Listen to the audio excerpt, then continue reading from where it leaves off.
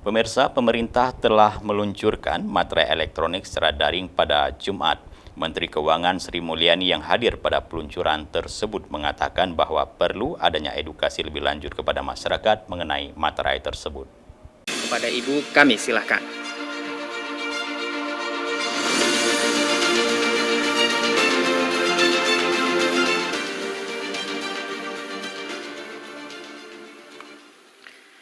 Bismillahirrahmanirrahim.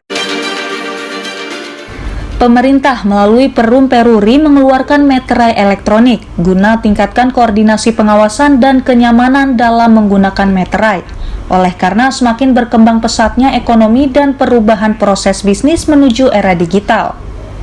Materai elektronik ini akan meningkatkan pengalaman menggunakan materai dalam aspek keamanan, kenyamanan, ketersediaan, dan kemudahan bagi masyarakat. Menteri Keuangan Sri Mulyani Indrawati saat peluncuran materai elektronik Jumat 1 Oktober mengatakan bahwa perlu adanya edukasi kepada masyarakat terkait dengan materai elektronik tersebut. Banyak aspek edukasi dan juga bahkan testimoni dan bukti bahwa memang dokumen itu adalah aman dan memang betul-betul valid atau legal, memang diakui. Ini yang harus terus-menerus saya rasa, karena ini adalah proses transformasi. Transformasi selalu membutuhkan berbagai macam edukasi dan juga penjelasan yang telaten dan teliti.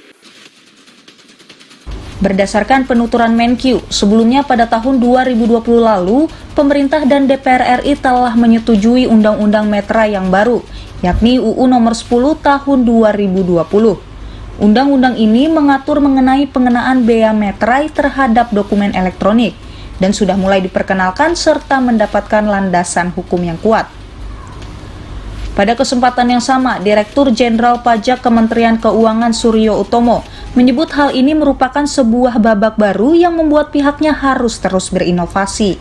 Dan model transaksi digital yang terus digunakan para pihak memang memaksa kita semua untuk selalu berinovasi dan menyesuaikan supaya kita dapat memfasilitasi transaksi bisnis dan memudahkan wajib pajak dalam melaksanakan hak dan kewajiban perpajakannya.